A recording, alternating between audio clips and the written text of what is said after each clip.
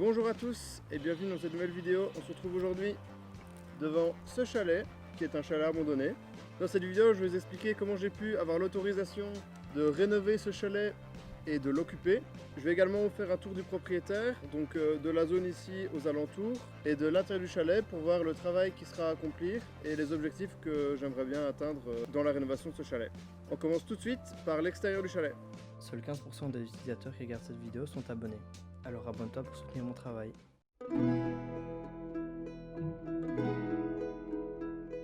Pour ce qui est de l'extérieur du chalet, on a droit à une parcelle d'épicéa assez haut et la parcelle est vraiment très aérée. On a aussi également une vieille table ici qui est quand même bien moisie et bien moussue mais toujours utilisable. On a bien sûr le chalet et malheureusement on a aussi pas mal de déchets, donc ici, là il y a une raclette et ici on a ce qui semble être un morceau de voiture et là on a même un vieux bidon. Pour la façade, ils ont simplement fait des planches en bois et elles sont encore en assez bon état, un peu de moisissure par-ci par-là mais sinon ça va.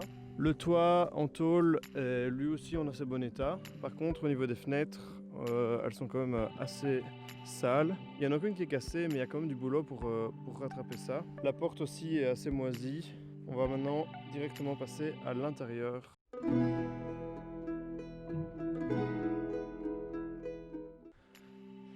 Et voilà l'intérieur. C'est encore assez propre. Donc on a deux vieilles chaises ici. Il y avait une table avant mais elle a été volée apparemment, que le propriétaire m'a dit. Et même chose pour le poêle ici. Il y avait un poêle avant et il a été volé aussi. Sinon on a ce vieux lustre assez joli, on va dire. Il nous reste encore du bois pour relancer un poêle. Ça, à mon avis, on remettra un poêle ici. C'est quasi sûr en fait. Une ancienne moustiquaire, il me semble, mais elle me paraît plus large que la porte, donc je sais pas trop où elle était mise.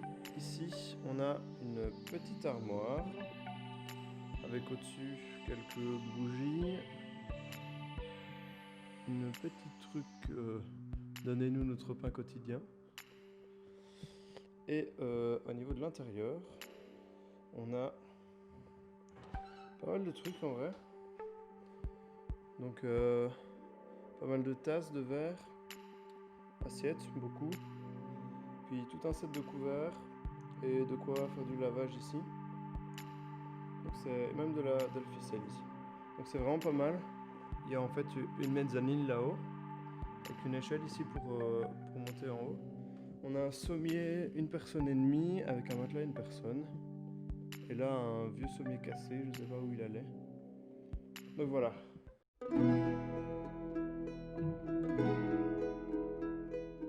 Donc voilà, maintenant pour répondre à la question de comment j'ai pu avoir l'autorisation de rénover et occuper ce chalet, simplement en fait c'est un chalet dont je connais l'existence depuis maintenant quelques mois et je ne savais pas à qui ça appartenait. Donc j'ai un peu mené mon enquête et j'ai fini par trouver la personne à qui ça appartenait. J'ai pris contact avec elle et il s'avère qu'en fait c'est une personne âgée qui ne vient plus dans ce chalet et qui donc a été totalement d'accord pour que je le remette en état et que je l'occupe.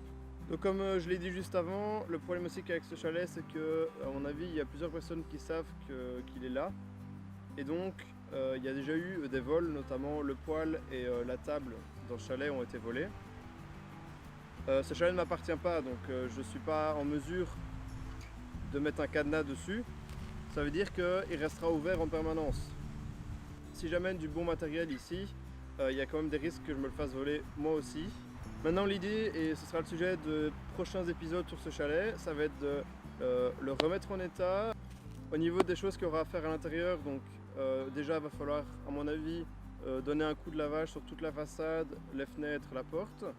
Il va falloir aussi ramener une nouvelle table, des nouvelles chaises, un nouveau poêle à bois, sûrement des nouveaux sommiers avec des nouveaux matelas pour le haut. Au niveau des lampes, il y a juste un lustre, donc à mon avis on va aussi ramener quelque chose pour s'éclairer la nuit.